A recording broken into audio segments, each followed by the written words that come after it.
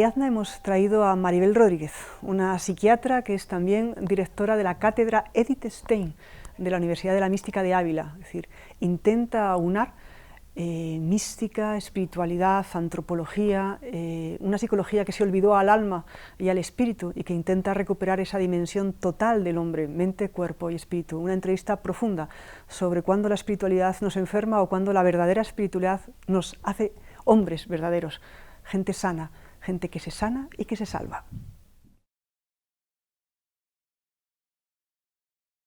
Buenos días, Maribel, muchísimas gracias por venir. Buenos días, muchas gracias a ti, me alegro de estar aquí contigo. Vamos a hablar de psicología y espiritualidad. Hace poco hacíamos un debate en las redes en las que colaboramos las dos sobre la confusión entre psiquismo y espiritualidad. Quiero un poquito empezar con esa diferenciación. ¿Cómo la afrontas tú?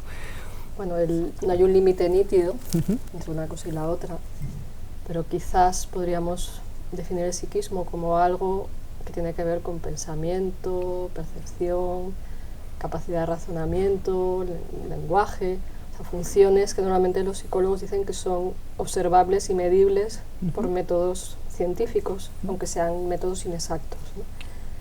Y espíritu normalmente es como algo que va más allá de lo observable, lo medible. Hay quien dice que tiene que ver con aspectos inmateriales de la existencia, dimensiones profundas, aunque si hablamos de profundidad también habría aspectos psicológicos, por eso digo que no hay un límite nítido y que el ser humano es uno, ¿no? Entonces, en general, cuando la gente habla de psicología a nivel popular, habla de cosas que más o menos se pueden comprender, y espíritu como algo que lo trasciende, ¿no? Y luego, obviamente, en nuestro mundo interno está todo mezclado, no podemos separarlo más que como abstracción, ¿no? Vale, te voy a hacer una cita de Titus Burkhardt, ¿vale? Que habla de que la psicología, esa ciencia del alma, ha intentado desde hace unas décadas incluir en su estudio la dimensión espiritual del ser humano, ¿no? Porque durante mucho tiempo ha estado alejada. Pero una ciencia cuyo objeto es la psique, pero que es observado desde la propia psique, implica, como dice este autor, que todo juicio psicológico participe inevitablemente de la naturaleza esencialmente subjetiva e incluso pasional y tendenciosa de su objeto. ¿Cómo resuelve la ciencia psicológica esa observación? Pues normalmente negándola. O sea, la ciencia psicológica pretende ser objetiva e imparcial, pero es imposible evitar el juicio, la visión del observador. Entonces, precisamente cuando se niega se vuelve menos científica, porque si soy consciente de cómo puedo distorsionar, puedo de alguna manera corregir, y aunque también, como dice alguno, la mente no puede estudiarse a sí misma porque haría falta algo más allá de la mente para poder mirar la mente, porque el objeto y el sujeto pues son lo mismo, ¿no? Entonces, realmente la ciencia psicológica en general lo niega. Cuando se reconoce, parece que podemos ser más objetivos y a la vez trabajar desde la humildad de lo poco que sabemos acerca de lo que somos, quiénes somos, etcétera. Vale. Para algunos el campo de la acción de la psicología es el estudio de la conducta, las emociones, los procesos cognitivos del ser humano, y que donde termina la psicología es donde empieza la espiritualidad, y ahí tendría que hacerse cargo un maestro, un director espiritual y no un psicólogo. Pero la psicología está intentando recuperar esa dimensión espiritual. Entonces, son preguntas tuyas de un artículo. ¿Deben los psicoterapeutas dejar este tema aparte? ¿Hay que abordarlo en una psicoterapia? ¿Están capacitados para ello si previamente no tienen ellos esa dimensión explorada? ¿Por cuál empieza? La que te sea más fácil. Bueno, yo creo que al menos como dimensión antropológica es importante que el psicoterapeuta tenga en cuenta la parte espiritual del ser humano, en el sentido como entiende lo que es el hombre que tiene delante y qué actitud toma frente a él, ¿no? Entonces, si entendemos por dimensión espiritual como dimensión profunda y esencial, está ahí en cualquier relación humana, ¿no? Luego, si debe o no entrar en la psicoterapia, a mí me parece que depende del tipo de psicoterapia que hablemos. Por ejemplo, una terapia con la que trabajo, la logoterapia, que su finalidad es buscar sentido a la vida, o en la vida, mejor dicho.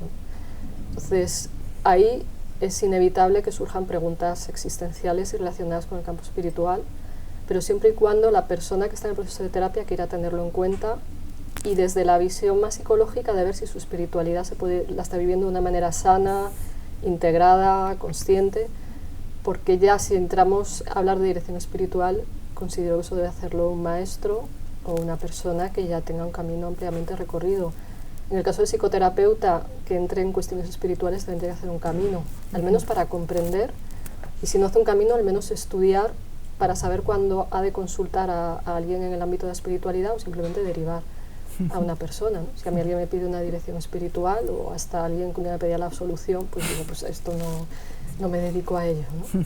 Entonces, si profundizas en la dimensión más profunda del hombre, surgen aspectos espirituales y ciertas psicoterapias lo consideran, lo tienen en cuenta, pero a mí personalmente, aquí hay mucha discusión, yo digo personalmente, creo que aunque se tenga en cuenta hay ámbitos que al terapeuta se le escapan.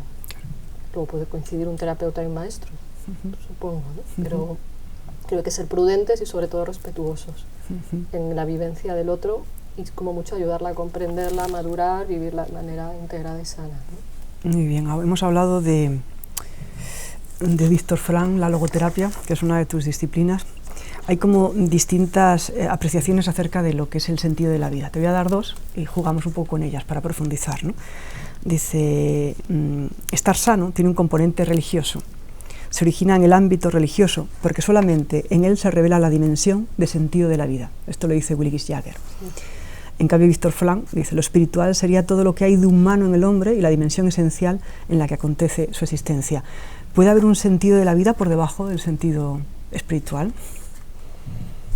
Depende de lo que entendamos por espiritual. Pues entonces definamos para ir acercándonos. Ese es el problema, que las definiciones son múltiples. Yo me quedo un poco con la idea de Viktor Frankl que acabas de decir y entender lo espiritual como lo más esencial, profundo y auténtico del humano, ¿no? Yo creo, hablo ya a título personal, no como profesional, que no es posible encontrar un sentido a la vida si no hay una dimensión de profundidad conectada con algo que nos trasciende, que yo entiendo como espiritual. Esto no es una opinión científica, es una opinión personal. Entonces, la respuesta a la pregunta que vas a hacer, que es que si puede haber un sentido más allá de una dimensión espiritual, yo creo que no, porque además, como plantea Frankl, la espiritualidad, incluso un ateo está presente porque a nivel inconsciente puede manifestarse, por ejemplo, a través de unos valores, de una ética. También entiendo eso como espiritual. Entonces, espiritual no necesariamente religioso, luego habrá personas que vivan la espiritualidad una religión. Entonces, volviendo a lo del respeto, o sea, por un lado, desde mi punto de vista considero que no hay posibilidad de un sentido auténtico y profundo sin esa dimensión espiritual, pero a la vez también es como entender que el otro tenga su lenguaje de lo que yo pueda, lo que yo pueda llamar espiritual. Es decir, puede tener unos valores, una capacidad de amar, de trascenderse, que para mí es espiritual, y le llamará de otra manera, ¿no? Hablan mucho ahora en estos tiempos de nuevas espiritualidades, de la nueva era, de una espiritualidad sin religión, sin un marco religioso. Siempre se ha dicho en la tradición que el camino espiritual es muy peligroso, ¿no? Entonces, eso de ir sin mapas, ¿cómo se puede hacer sin caer en engaños, ilusiones, narcisismos y en toda esa serie de cosas que hablaremos después? Sí, pues con mucha dificultad. O sea, creo que sí es posible, que hay gente que son como serpas del espíritu, exploradores, y que incluso pueden abrir nuevos caminos, pero con todos los peligros que puede entrañar, por ejemplo, explorar una alta montaña. Tener entrenamiento previo, fortaleza, sentido común, etcétera, y me parece que muchas veces en estos exploradores puede haber más riesgos porque no hay mapas. Entonces, creo que es posible, pero me parece que es más difícil. De hecho, una de las ventajas del marco tradicional es que no solo te da un cuerpo de virtud en el que tú te vas conformando, una visión con la que tú vas rellenando tu imaginario de ideas esenciales o ideas verdaderas y un método, una pedagogía probada, ¿no? Entonces, y sobre todo un elemento de gracia. Claro. Que realmente es el elemento meridiano que incluso en el budismo, aunque los neobudistas lo niegan, está presente, ¿no? Desde el momento en cuanto te vinculas, te inicias, tomas un compromiso, la gracia opera y hace que ese método sea mucho más operativo, ¿no? Ir por libre también puede tener ese peligro añadido, ¿no? Esa dificultad de no tener esas herramientas, ¿no? Sí, puede ser, aunque también se pueden abrir puertas en personas sin formación religiosa, ¿no? Y como habla el autor Michael Hulin de la mística salvaje, ¿no? Cómo se están dando fenómenos de experiencias de tipo espiritual en personas sin formación religiosa, que puede ser como, desde mi punto de vista, primeros pasos o el inicio de un camino especial, personas que tienen caminos especiales y privilegiados y quizás de gracia, ¿no? Pero en general facilitan los mapas, ¿no? También con las limitaciones que pueden tener los mapas y se vuelven rígidos, ¿no? Vale, ahora vamos a un artículo que has hecho muy interesante, sobre los riesgos de la espiritualidad y las bendiciones de la espiritualidad, ¿no? Vivida sanamente o vivida de una forma enfermiza. En ese artículo, bueno, planteas varios de los... Vamos a empezar por los riesgos de la espiritualidad, ya sea en un marco religioso o en una mística salvaje. ¿Cuáles serían los principales peligros que se puede encontrar una persona cuando decide ir sin mapas o con mapas en busca de altas montañas? Pues yo creo que el primero es el de perderse y el de no saber discernir qué es verdad de lo que es mentira, ¿no? También creo que hay aspectos de madurez personal que si uno inicia muy tempranamente un camino, sin una estructura psíquica bien configurada, pues como dicen los chavales, les puede ir la olla, ¿no? Entonces, en el sentido de que al no tener claramente un camino definido, puedes confundir o puedes, no sé, o mismamente puedes inflarte en que si tienes cierta percepción, experiencias, te creas que eres un elegido, que eres especial, lo que se llama narcisismo espiritual, que creo que es uno de los principales peligros que hay hoy en día dentro y fuera de las tradiciones espirituales, pero más fuera, que quien tiene la experiencia puede identificarse con ella, creer que él está por encima y no tener capacidad autocrítica. Lo bueno que te da una comunidad o un grupo donde ya haya un camino trazado y ya se conozcan previamente los peligros, es que te sirve de referencia, ¿no? Y te ayuda a ser consciente de que te estás despistando porque alguien te lo pueda decir o alguien te pueda orientar porque ya lleva unos pasos delante de un camino previo, ¿no? A ver, matízanos lo del narcisismo espiritual, que como es una de las principales, ¿qué es el narcisismo? ¿De dónde surge? ¿De qué tipo de personalidad puede emerger un narcisismo respecto al espíritu? Sí, fundamentalmente de la inmadurez y de una personalidad poco formada, poco segura, que necesita aferrarse a algo para sentir que tiene una identidad. Entonces, la necesidad de una identidad, aunque sea falsa, es una necesidad elemental, especialmente en los niños. Y en personas que, por ejemplo, no se han sentido bien sostenidas por sus padres, que el entorno familiar quizás no le ha reforzado lo suficiente o se les ha reforzado demasiado, se puede mantener un nivel de infantilismo con respecto a cualquier vivencia. Es decir, cualquier cosa que se viva, sea una relación interpersonal o una relación con la divinidad o la trascendencia, se vive desde el egocentrismo, porque es como que todo se ve como referido a uno mismo, ¿no? Entonces, si hay algo espiritual es para que yo esté bien. Tengo que tener una experiencia para sentirme especial. El camino espiritual me diferencia de otros y entonces comparo mi práctica meditativa con la tuya, a ver qué experiencia tengo yo cuando tienes tú, y se puede generar una especie de rivalidad y competencia espiritual que es absurda, ¿no? De ahí pues todos los rasgos de la sociedad egocéntrica en la que vivimos, presumir, mostrarle a otro cuánto he vivido yo, el no entender que los otros tengan sus límites y entonces los invado porque es que yo tengo que decirte lo que es verdad, o sea, el presuponer que tu verdad está por encima de los demás. Y todo eso suele ser una compensación de una gran inseguridad interna y una falta de identidad. Por eso se genera una identidad falsa donde la persona se agarra con uñas y dientes, ¿no? Y eso a su vez se asocia a un peligro todavía más grave, que es que esa persona era narcisista, si tiene capacidad de seducción y persuasión, pues monte una secta, explote a otros, se aproveche de ellos.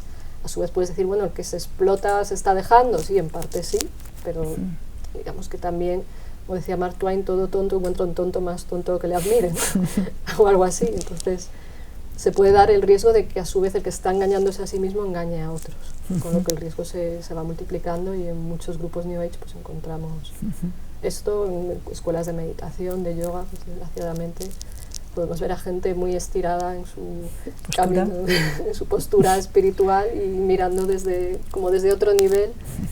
Y a mí en general me parece mal síntoma que no haya humildad cuando alguien dice que está en un camino espiritual. Quizás sea una etapa del camino por la que haya que pasar, pero si vamos madurando, pues podemos mirando más allá, ¿no? Soberbia es un rasgo humano, como dicen, creo que era Santa Teresa quien decía que la soberbia era el pecado del santo, ¿no? Entonces quizás haya momentos que uno se le pueda subir a la cabeza pues el colocón espiritual y se crea que eso es todo y quiera convencer a todo el mundo, sería un narcisismo más suave.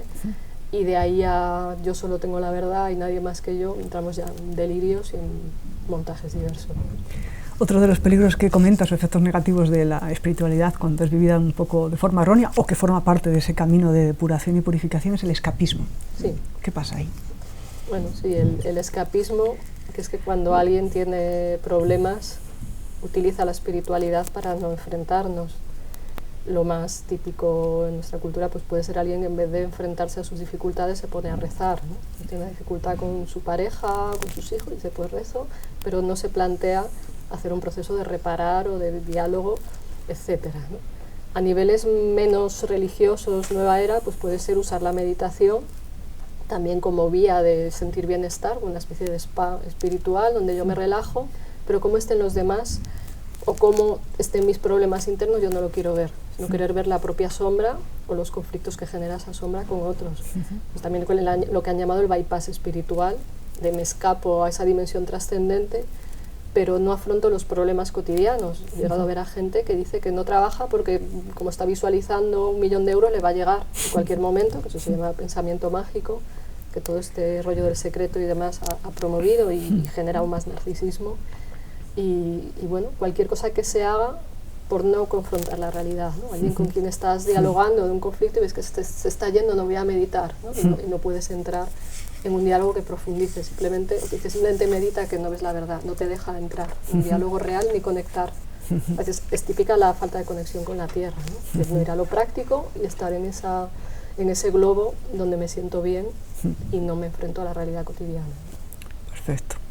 La disociación, se puede producir disociaciones, despersonalizaciones, aunque es más propio de la meditación, que luego entraremos más, ¿sería otro de los efectos negativos o ya entraríamos en patologías?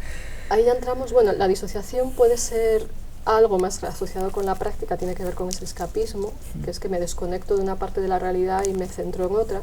La disociación no siempre es patológica, porque puede evitarme pues, sentir si algo me duele y seguir funcionando, o puede evitar que me angustie ante algo que tengo que enfrentar porque lo dejo a un lado. Entonces, una disociación puntual no es patológica, e incluso en ciertas prácticas espirituales se favorece para que te centres en lo esencial y no te disperses, ¿no?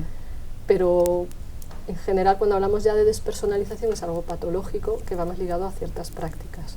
Entonces, digamos que hay una disociación sana y otra que te lleva ya a desconectar del todo, que no te deja volver. O sea, sana es cuando no vuelves y te desconectas, ¿no? Tiene que ver con el escapismo. Claro, lo que me planteo yo con estas cosas es cómo se puede distinguir lo que es un desequilibrio sano o profundo, ese desequilibrio de la caída de Adán, ¿no? Que nos pusimos entre el bien y el mal y discernir lo que es real y ilusorio nos genera una sensación terrible de impermanencia, ¿no? Y de no seguridad respecto a lo que es un desequilibrio patológico, ¿no? ¿Cómo se puede diferenciar desde la psiquiatría eso y desde una psiquiatría que durante muchísimo tiempo, por su herencia psicoanalítica, ha negado la dimensión espiritual del hombre, ¿no? Es muy complicado, ¿no? Sí. Pues, a ver, diferenciarlo bien requeriría un examen psicológico-psiquiátrico en profundidad, pero en rasgos generales, sería largo explicar ahora, ¿no? Pero en rasgos generales lo sabemos por las consecuencias, por las obras, os conoceréis, dice la Biblia, ¿no? En el sentido de qué consecuencias está teniendo la espiritualidad en la vida de esta persona, se relaciona mejor con los otros, es más humilde, empática, compasiva, o, dicho en otro extremo, de quien la aguante desde que está con esto, ¿no? Y tiene más conflictos. Entonces, en rasgos generales es ver las consecuencias de la conducta relacionada con lo espiritual y si esa persona es o no capaz de llevar una vida en su día a día constructiva y ordenada. Esos serían como los rasgos principales, una vida constructiva y ordenada, que haya una congruencia entre lo que dice y lo que hace y lo que piensa. Congruencia no quiere decir que siempre eso esté alineado, porque ya sería mucho, ¿no? Y que las relaciones interpersonales, aunque puedan tener sus problemas, pues fluyan de una manera armónica y equilibrada, ¿no? Y decía Freud de una manera muy simple que estar bien mentalmente es que ser capaz de amar y de trabajar. Yo creo que eso también lo resume, a grosso modo, ¿no? Luego ya precisar requeriría un examen más en profundidad, pero los extremos yo creo que los vemos todos desde el sentido común, ¿no? Que esta persona hace cosas raras, no está bien, genera malestar, etcétera, ¿no? Entonces me pregunta hacia esos efectos adversos, ¿no? Tanto negativos como psicopatológicos de la práctica espiritual errónea. ¿Es la espiritualidad o es previamente la personalidad dañada de la persona? Es decir, una personalidad dañada da una espiritualidad dañada. Creo que lo primero es la personalidad dañada. Si estamos mal, tenemos conflictos no resueltos, heridas emocionales, eso puede generar interferencias a la hora de vivir lo espiritual, pero también considero que hay prácticas espirituales que se hacen de manera errónea o en manos inexpertas. Y muchas veces sin saber que cualquier camino de profundización requiere conocimiento, experiencia y entraña riesgos. Entonces, no es que la espiritualidad sea mala o la práctica sea mala, sino que requiere conocer qué problemas hay, tener medidas de seguridad y que incluso a veces esas cosas malas que surgen son oportunidades de sanación, porque se ponen de manifiesto las heridas, surge una ansiedad, surge un conflicto, por ejemplo en la práctica de meditación, y algo que parece negativo te lleva a algo más positivo, una toma de conciencia y a un trabajo de crecimiento personal. Vale, pues entonces vayamos a la meditación, que también te interesa mucho el tema, ahora que mindfulness, ¿no?, está en las empresas, en los colegios, en el sistema de sanidad, y va prometiendo, ¿no?, el oro y el moro de la capacidad de curar toda patología y de llevar a una iluminación sin el marco tradicional donde fue extraído, ¿no? En casi todos los caminos tradicionales se avisa siempre de los peligros y los posibles efectos adversos. Parece que todos los estudios de mindfulness solo hablan del aspecto positivo, maravilloso, que ha hecho que crezca de esa manera, y no se habla de los efectos negativos. Creo que los hay también. Ya se habla, ya hay estudios que hablan algo de esto, muy poquito todavía. Incluso hay algunas personas que hablan de manipulación a través del mindfulness y con un pensamiento crítico sobre esto. Y se están reflejando casos también en literatura especializada de personas que están más disociadas, que tienen falsos recuerdos, que emergen recuerdos traumáticos, se contraindican ciertas patologías. Y bueno, se habla un poco, pero es como un pensamiento aún periférico, pero algunos estamos sensibilizándonos porque nos llegan pacientes con problemas. Y la primera vez que a mí llegó alguien pensaba que era la patología de la persona, pero según te va explicando, pues ves que la práctica la ha podido desencadenar, porque ya hay un terreno que está abonado para eso, ¿no? Entonces también, si ese terreno está frágil, no está preparado, el yo no es sólido, obviamente hay más riesgos. Si la persona va madurando haciendo un proceso en paralelo, que también con el tema del mindfulness se vende que el mindfulness es una terapia, cosa que no dicen los fundadores, sino que es un complemento a la terapia, que te resuelve los problemas, que te alivia el estrés, etcétera, y se acaba vendiendo como una panacea y aplicándose indiscriminadamente por personas que tienen poca experiencia y poca formación. A veces hay gente que dice que es monitora de mindfulness con un curso de unas horas, cuando los maestros de meditación pues tienen mucha práctica con ello, ¿no? Entonces sí que se corre el riesgo de banalizarse y de aplicarse de una manera inadecuada. Por suerte ya está surgiendo un pensamiento crítico, se está pidiendo más rigor en todo esto, sin quitar los beneficios que pueda tener. Todos los estudios que muestran que puede ayudar, pocos son rigurosos en todo esto, pero sí hay estudios serios, aunque pocos que muestran beneficios, pero no para todo el mundo ni en todas las situaciones. Porque los efectos que nos podemos encontrar si la persona no está preparada, los estudios que he visto que mencionas, generalmente hablan de meditación de forma intensiva, porque puede ser retiros. O sea, que generalmente las prácticas de mindfulness en Occidente son pues un poquito cada semana, un poquito de práctica, donde tiene se están tienen menos riesgos. Menos riesgos, pero hay riesgos en personas que tengan trastornos. ¿Para quién estaría contraindicado, por ejemplo, la meditación mindfulness, que es una meditación budista, ¿no? Sí, estaría contraindicado para personas que han tenido trastornos psiquiátricos graves, como esquizofrenia, brotes psicóticos o trastornos de personalidad. De entrada estaría contraindicado. En ciertos trastornos de personalidad está indicado, pero unido a la psicoterapia. O sea, hay prácticas de mindfulness específicas para ciertos trastornos, pero de la mano del terapeuta, ¿no? Así aplicado en un grupo, aunque sea una práctica de 2 horas, hay personas que les ha dado una crisis de angustia o se ha desencadenado algún conflicto, incluso algún recuerdo traumático.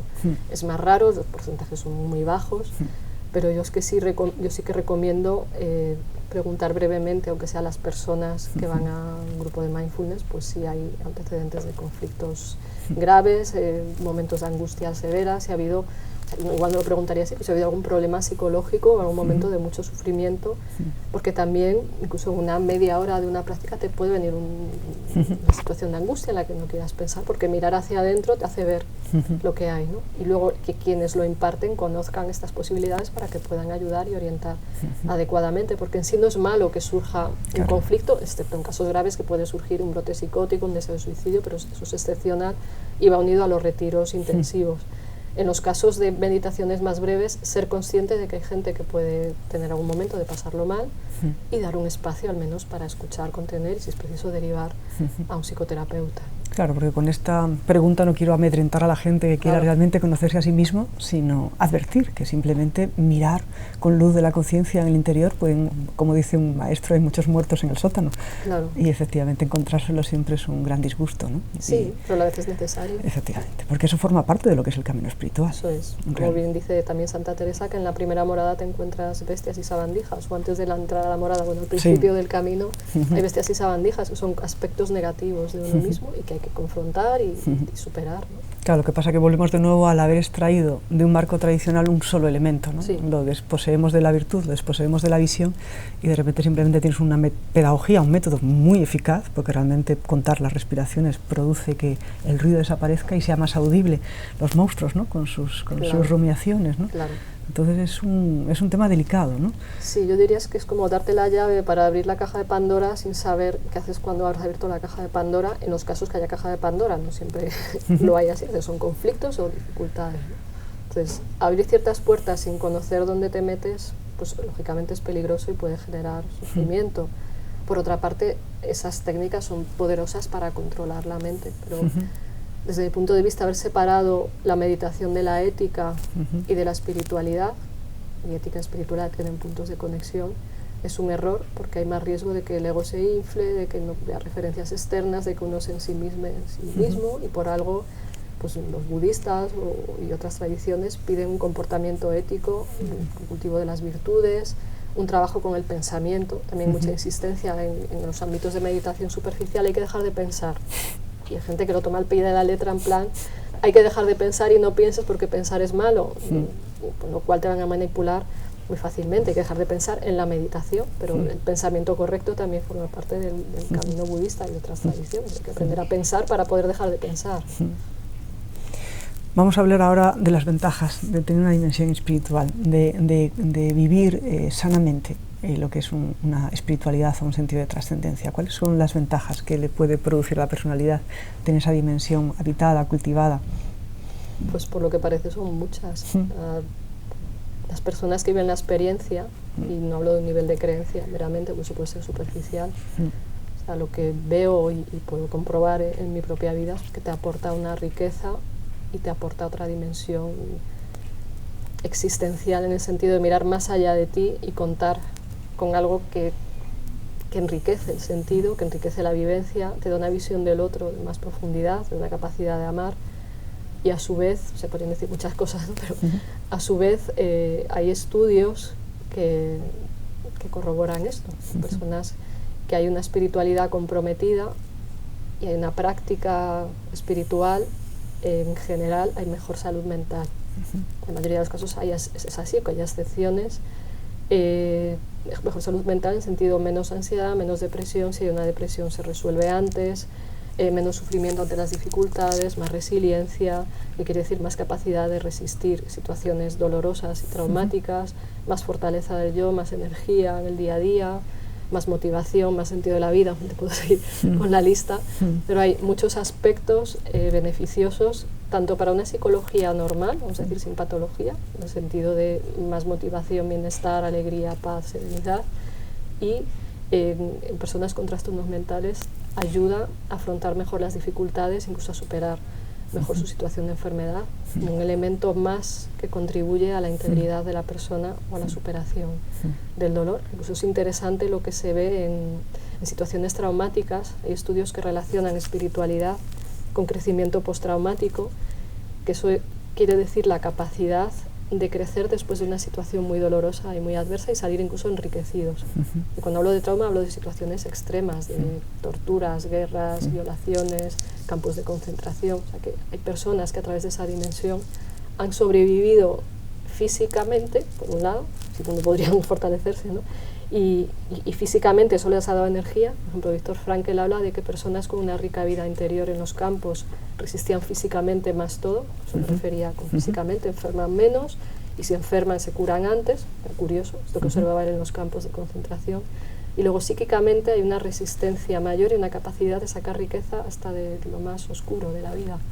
Como queda un punto de luz que te sostiene aún lo más horrible, maligno, desesperante, porque hay esperanza para superar y hay capacidad de integrar el dolor y el sufrimiento como una dimensión más de la vida que además aporta riqueza.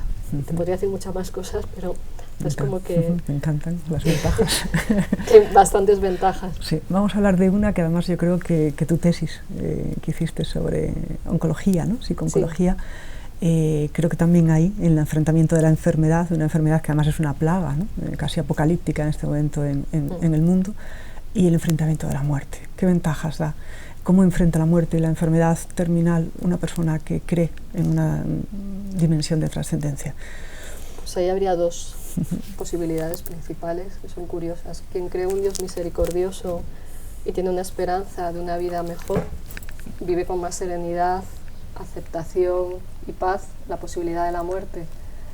Pero por el otro lado están quienes creen un Dios castigador, lo viven con culpa, pues tienen muchas más alteraciones como ansiedad y depresión, lógicamente, ¿no? Entonces ves que la parte cognitiva de la creencia influye en la manera de vivir lo espiritual. En rasgos generales, la excepción negativa por conocerla, ¿no? Pero en rasgos generales, cuando hay una espiritualidad conectada con la experiencia, no solo con la creencia, la experiencia, el plan de vivencia, de vivir una dimensión de amor que te trasciende, etcétera, las personas que se enfrentan a la muerte encuentran más sentido a su vida, incluso puedes encontrar que te dicen, a mí me lo han dicho, o sea, no es una teoría, que me han dicho, dice, yo es que agradezco a la vida que me ha dado un cáncer. Dices, bueno, ¿y cómo es posible? Dice, porque me he vuelto una persona mejor. Y varias personas me lo han dicho así, porque he reorientado mis prioridades, antes era materialista, egoísta, más superficial, y ahora al ver que el tiempo se me acaba, me he ido a cosas más espirituales, como el amor, la relación con mi familia, disfrutar de la belleza, percibir un rayo de sol que entra por la ventana, y dice, ahora empiezo a ver la vida. Dice, ojalá me hubiera dado cuenta antes de estar amenazado de muerte, ¿no? Entonces, que incluso la muerte puede ser un acicate para mirar más allá, ¿no? Sin quitar de en medio la perspectiva de sufrimiento, que también se siente cuando te dicen pues que te puede quedar nada y que es una enfermedad que es dura, difícil, con tratamientos complicados, ¿no? Pero sí que ves que la espiritualidad aporta una mirada más rica y da recursos, como lo que decía antes de las situaciones de trauma, ¿no? Un diagnóstico de un cáncer se puede ir traumáticamente, pero la persona que tiene un elemento que le sostiene más allá de su yo, siente un soporte interno a su existencia y eso le ayuda a hacer un camino con sentido hacia el fin de su vida, incluso a concluir ese sentido conscientemente.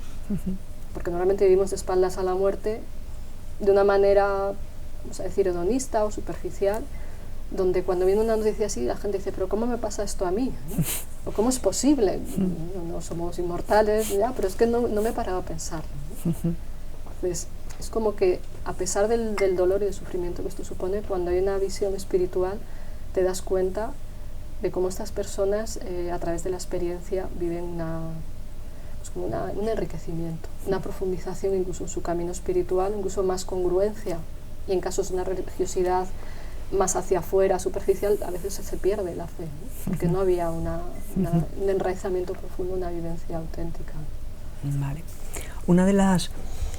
¿Cómo cura? Vamos a ver, ¿cómo cura la tradición? ¿Cómo cura la psicoterapia? ¿Cómo curaban los clásicos con el cura sui, el cuidado de sí mismo? Veo que una de las gran diferencias que yo podría plantear, que es muy eficaz, es el camino de la virtud. Es decir, los padres del desierto detectaban la causa y el efecto del complejo, lo nombraban con claridad, daban la fórmula y ponían la medicina, que era la virtud correspondiente que estaba ausente en ese conflicto, ¿no? ¿Cómo curan las terapias más solventes para afrontar esa dimensión totalizadora del hombre? ¿Cómo cura la logoterapia? ¿Cómo hay ese componente de la virtud, este componente meridiano que había en la tradición? En la logoterapia es fundamental porque se plantea que al sentido llegas a través de los valores. Entonces, igual no usan la palabra virtud, pero si se hace explícito la necesidad de cultivar unos valores para que se enriquezca tu vida y unos valores que aporten una dimensión de profundidad. De hecho, Viktor Frankl se basa en un psiquiatra católico que se llama Rudolf Allers, que él se hace explícito lo de la virtud y la conexión con una dimensión espiritual profunda, porque dice que la neurosis viene de estar desconectados de esa dimensión de profundidad, que cuando estás conectado vives las virtudes de una manera coherente, consciente, etc. ¿no?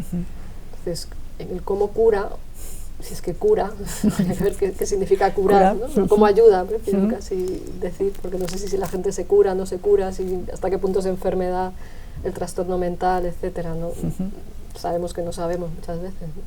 Pero cómo ayuda o alivia, desde el punto de vista de la logoterapia y lo que considero terapias más profundas, ciertas formas de psicoanálisis, etcétera, es por un lado a través del autoconocimiento, porque si yo no sé quién soy, ¿cómo voy a saber a dónde voy, cuál es el sentido de mi vida? Va por cultivar la dimensión sana de la persona y por potenciarla y a su vez por confrontarse un poco con sus propias sombras e irse superando, ¿no? Como decía San Agustín, que me parece que hace un buen resumen de una terapia de verdad, dice: conócete, acéptate y supérate, ¿no? Y este es el orden, o sea, otro orden no puede seguir. Pues por ahí tienen terapias que, digamos, sean solventes, ¿no? Y aparte de un esfuerzo de la voluntad, de cultivar el yo, fortalecerlo, estructurarlo, y cosas que ya son precedentes de la psicoterapia en grandes filósofos y en sabios, ¿no? Una pregunta que me sale a colación, la tengo que buscar. ¿Y cómo soslayar? Hablamos de los factores que generan una mejor salud mental, los factores espirituales. Y mi pregunta es: ¿y cómo soslayar el peligro de confundir lo espiritual con tecnologías del bienestar? Como un proceso de cierto saneamiento de la psique. Pues eso sirve a un determinado, de alguna manera, luciferismo, en el sentido de una especie de pseudoespiritualidad sin tradición, que queda reducida a un mayor rendimiento de la vida, cuando realmente lo que está en juego es la vida eterna. Esto desde una postura de un creyente, ¿no? Es decir, ese es uno de los peligros que también le veo podemos caer también en un hedonismo de un hombre psicoespiritual súper... Exacto. Yo, en términos psicológicos, lo relaciono con el narcisismo espiritual y el exceso del ego del hombre occidental. Entonces, difícil, ¿no? Porque a mí me parece que alguien que no ha hecho algún recorrido de trascenderse a sí mismo, aunque tenga sus limitaciones, o sea, alguien que no ha hecho un camino hacia la humildad y hacia un proceso espiritual, es difícil que pueda distinguir nada, porque caería en el mismo error, ¿no?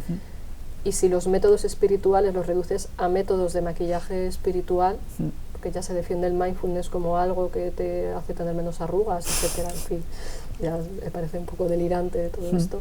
Si ya se ve como un método para un fin que no es la profundización, es un método que se está pervirtiendo, ¿no? Es como prostituirlo, me parece, ¿no? Otra cosa es usarlo a servicio de la ayuda a las personas, pero ahí creo que a veces hay barreras que se pueden traspasar, sobre todo por lo que he dicho antes, de que en manos inexpertas, personas que no han profundizado o que lo aplican como un barniz para que te sientas más tranquilo o te sugestionamos un poco. De hecho, hay muchos paralelismos entre ciertos métodos de hipnosis y mindfulness, sobre todo en las prácticas guiadas, donde una y otra vez se repite: estoy en paz, estoy bien, estoy en paz, estoy bien. Mira, igual tienes que ver que estás mal, que tienes contradicciones, que estás inaguantable, y que diciendo estoy bien, estoy fenomenal, y llegas a casa y dices a tus hijos: sois estúpidos porque no meditáis, y te encierras en tu habitación a meditar, pues igual no estás beneficiándote nada, ¿no? O te puedes quedar ahí enganchado, ¿no? Como decíamos antes, para escaparse, ¿no? Entonces, sí lo veo, como dices, que hay ese peligro de pervertir el método y convertirlo en una especie de técnica de adormecimiento de la conciencia. Es una de las críticas que también se están escuchando en las voces que disienten de los métodos habituales que hay en la práctica, en general empresarial, con el mindfulness. En la clínica me parece que hay más prudencia, aunque veo que hay de todo, ¿no? Pero recuerdo la anécdota que me contaba alguien de una amiga que trabajaba en un banco en Suiza, que le contaba que todas las mañanas, antes de empezar, meditaban. Y mi amiga le dice: así, qué interesante, ¿y qué hacéis? Y dice: pues recitamos mantras. ¿Y cuáles son los mantras? Tengo éxito, tengo éxito. Eso me parece la perversión, ¿no? Es luciferino, totalmente. Total, o sea, es como voy a seguir buscando las ventajas para mí de mi éxito, ¿no? Y como veíamos, por ejemplo, en la película Star Wars, el profundizar en el camino espiritual te puede llevar al lado oscuro de la fuerza, ¿no? Entonces, eso es uno de los riesgos, y creo que ahí está muy bien representado. Entonces, no por ser espiritual entras en el lado luminoso, te puedes pasar al lado oscuro si lo perviertes y lo instrumentalizas a servicio de tu egoísmo, ¿no? Muy buen aviso. Otra cosa que me interesa de tu artículo, comentas, no solo hay una patología a la hora de vivir una espiritualidad insana, sino que también eso se puede trasladar al modelo religioso. Es decir, si los líderes están insanos, como podemos estar viendo en el wahabismo, en el Islam, toda la religión se queda contaminada de una idea falsa, una idea perversa acerca de lo que es la verdadera espiritualidad, ¿no? Claro. O sea que realmente tenemos un gran problema. Porque sí, en todas las religiones. Yo creo que es así, porque a veces se confunde creencia, experiencia, o el que llega a ser líder a veces es un narcisista trepa que quiere llegar ahí, tener poder, o es una parte de su sombra, aunque esa persona legítimamente quiere ayudar a otros. Entonces, yo creo que esa enfermedad está en todas las religiones, y y que hay el riesgo de que los líderes religiosos nos confundan. A su vez creo que el antídoto es la educación de las conciencias y conciencias, el desarrollo del pensamiento crítico, la autonomía, aunque estés en relación, o sea, no relaciones de dependencia con un líder, sino de que el líder promueva tu autonomía y crecimiento, aunque haya una relación viva y constante, ¿no? Entonces, creo que es un peligro dentro de todas, ¿no? Por eso también hace años escribía un artículo que se llamaba Si la mística puede ser una terapia para las religiones, en el sentido de que solo la experiencia espiritual profunda puede ayudar a que estos líderes o que otras personas que ven la religión puedan protegerse de un camino consciente con autocrítica y desde la humildad puedan protegerse de estas enfermedades, incluso cánceres que hay en las religiones. Entonces hablemos de mística, la última parte de la entrevista, ¿no? Tú eres directora de la cátedra Edith Stein, una gran mística, filósofa, una mujer muy interesante que encontró en las cartografías católicas de la Iglesia mapas para regresar a esa presencia de Dios en el presente, ¿no? Es decir, ahí sigue habiendo cartografías para una persona que tuviera una metanoia, una conversión y quisiera andar el camino. Esto está muy mal visto, que se diga esto en televisión, de que hay posibilidades, de que haya vías en la Iglesia Católica. ¿Sigue dentro de esa decadencia que todos podemos reconocer? Pues mira, voy al caso de Edith Stein en concreto. Ella, siendo judía, ateo, agnóstica, ella experimenta una conversión cuando lee el libro de la vida de Santa Teresa de Jesús. Es lo que a ella le toca, le llega. Y creo que ahí, en los grandes místicos, por ejemplo, las moradas del castillo interior, aparte de un trabajo psicológico, de autoconocimiento, incluso para el no creyente, hay cartografías de introspección, de entrada en sí, etcétera. Sí que encontramos cartografías, es decir, gente que ha recorrido el camino, lo relata y nos da pistas, no para que les imitemos como monos y digamos, tengo que llegar en plan trepa del espíritu ya a la séptima en 3 años. O sea, a veces es también otro riesgo, o sea, la competitividad esa, o de yo quiero guiar el proceso, que es otro de los puntos del narcisismo, de yo decido cuando estoy enamorada tal o cual.